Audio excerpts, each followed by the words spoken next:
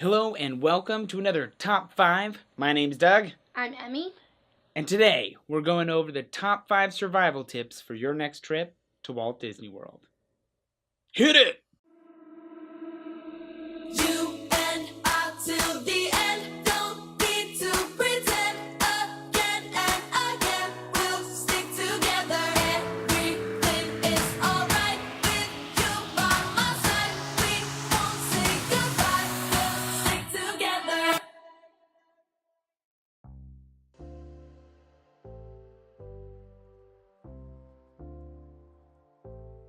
So thanks again for joining us, everyone. We're going to start with number 5, and that is to make sure that when you're planning your Disney vacation, you come prepared with the best patience you have. There's lots of other people, thousands of other people planning their Disney vacation as well, not just you. So even if you have everything written down on paper and theoretically all your plans make sense, go with the idea that things could change.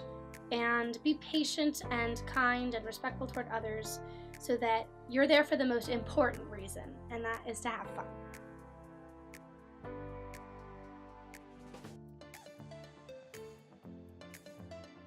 Our number 4 tip for survival on your next Disney trip is to budget for a little bit of extra magic. Now, regardless of how much you think you've planned everything out perfectly, there may be that extra experience, that last-minute souvenir, or just that one special dinner that you want to have that wasn't on the plans originally. Budget for that, give yourself a buffer, so when the opportunity does arise, you're able to take it.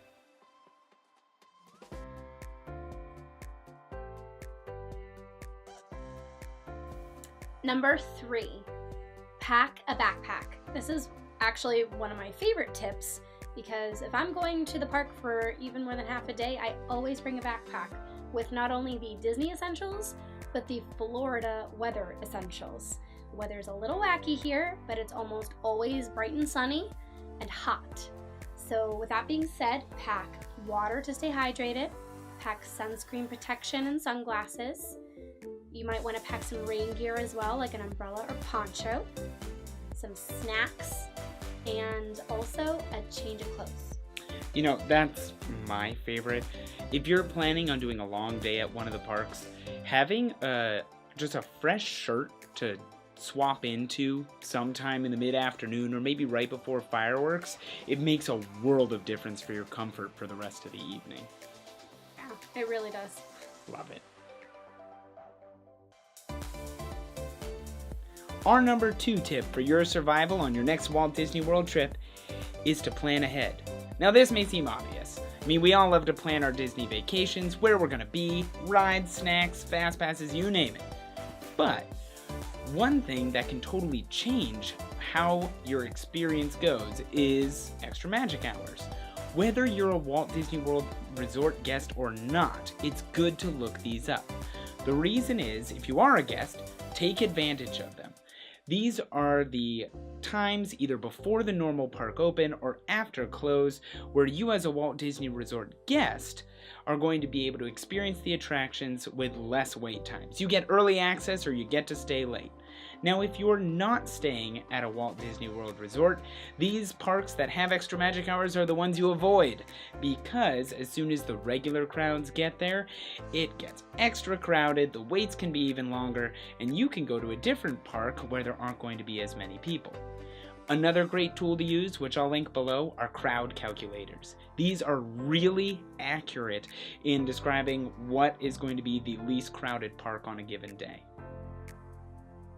Also, if you want to make sure that you get the most out of your day, looking up the show times for each park that you're going to the day of is important. That way you can plan your dinner or lunch reservations around special show times or parades, and also make sure you set up those magic bands and fast passes ahead of time, also according to your daily plans.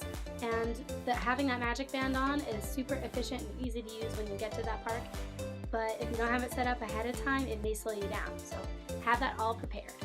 And if you don't know how to make a fast pass, or you haven't made any advanced dining reservations or don't know how, we have videos on those too. We'll send you over to there, or wherever it is, and they'll be able to walk you through. And by they, I mean me.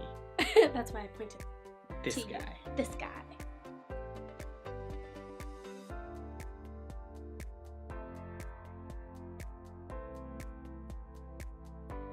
Finally, our number one recommendation for your survival on your next Walt Disney World vacation is the Midday Break. Wait, we never took our midday break.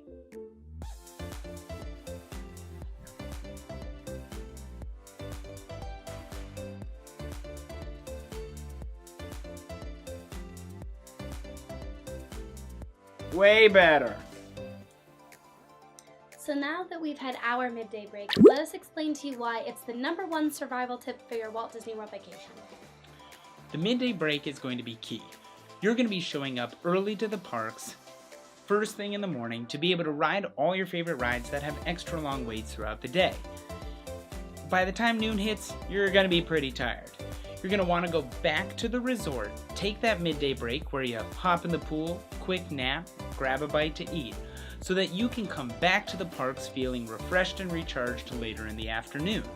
Then when everybody is heading out during the fireworks or right after, you're able to go back, go on more rides, and you feel good while you're doing it. Make sure that you don't do that fatal flaw. Just the one more ride before the midday break, one more show before the midday break. No, stick to your midday break. That way you make sure that you actually take it and you will thank yourselves later, I promise. Thank you so much for joining us and watching another one of our videos. Hit the like button down below. Don't forget to subscribe. Minnie, Emmy, and I, thank you for watching. Thank you, bye. This isn't going to work. Why is her head so big? I'm having it. Our number 2 tip for your survival at your next Walt Disney World vacation is to plan ahead, because anything can happen that you may not have knew. I'm sorry. So, should I apologize for my voice? So thanks again for oh God. Hello. Kermit the Frog host. You're